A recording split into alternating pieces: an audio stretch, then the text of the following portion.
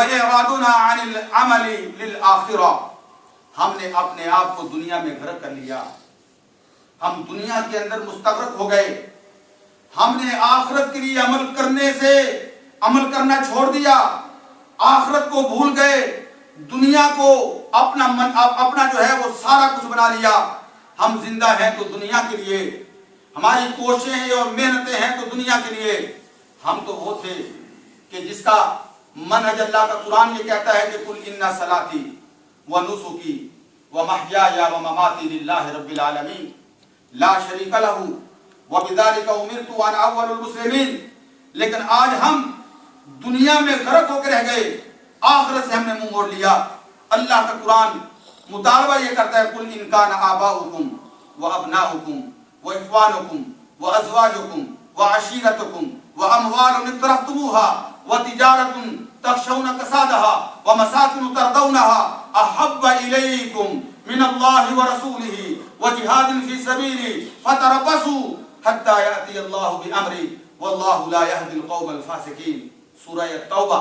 اللہ کا قرآن تو جتنے رشتے، جتنی ٹائز، جتنی کنڈیاں جو ہیں ہم کو کھینچ سکتی تھی، اللہ نے سب کا ذکر کیا اور فرمایا یہ کنڈیاں کوئی رشتے کی شکل میں، تجارت کی شکل میں، گھر کی شکل میں، عزیز و اقارب کی شکل میں، باپ بیٹے کی شکل میں، بہن بھائی اور بیوی اور خامن کی شکل میں۔ فرمایا اگر احب الیکم من اللہ، اگر تمہیں یہ اللہ سے زیادہ محبوب ہیں، اللہ سے کے رسول سے زیادہ محبوب ہیں، تو پھر اللہ کے عذاب کا انتظار کرو۔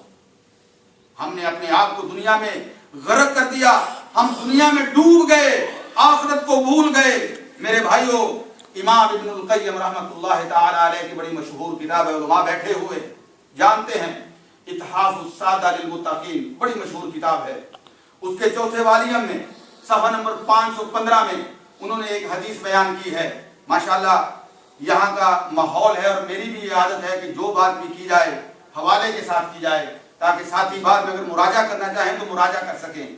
کوئی ضعیف حدیث، کوئی غلط بات، کوئی غلط قصہ جو ہے وہ بیان نہ کیا جائے۔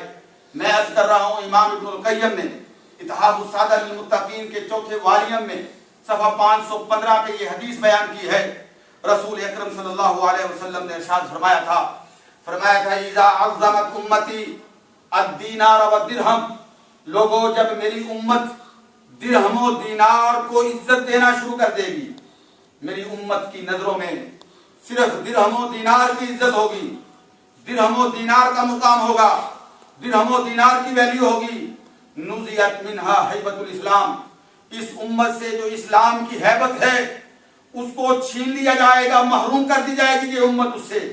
فرمایا وَإِذَا تَرَكَتْ أُمَّتِي الْأَمْرَ بِالْمَعْرُوفِ وَالنَّهْيَ عَنِ الْمُنْكَرِ، جب میری امت جو ہے امر بالمعروف اور نہی عن المنکر کے فریضے کو چھوڑ دے گی، کیا ہوگا؟ حرمت برکت الوحی، یہ امت جو ہے یہ وحی کی برکت سے محروم ہو جائے گی۔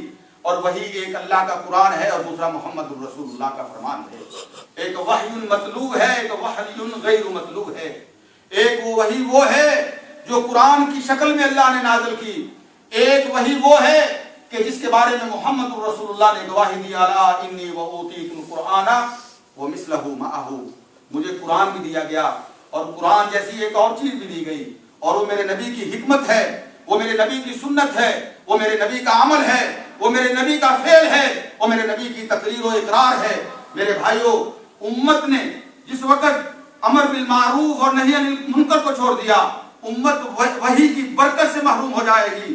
اور آخری بات اس حدیث میں جو کہی گئی، سوچنے والی، غور کرنے والی، فرمایا وَإِذَا تَسَابَتْ أُمَّتِي، اور جب یہ میری امت آپس میں لڑنا شروع کر دے گی، اور لڑائی بھی ایسی کہ ایک دوسرے کو گالیاں دینا، ایک دوسرے کے ساتھ جھگڑا کرنا، ایک دوسرے کو برا بھلا کہنا، ایک دوسرے کے اوپر فتوے لگانا، ایک دوسرے کو اسلام سے خارج کرنا، تسابت امتی، آپس میں گالی گلوچ شروع کر دے گی۔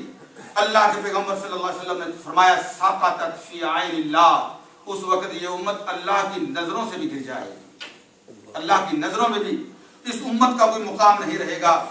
حضرت عبداللہ ابن عمر رضی اللہ تعالی عنہ کی ایک اور حدیث اسی حوالے سے سنیے۔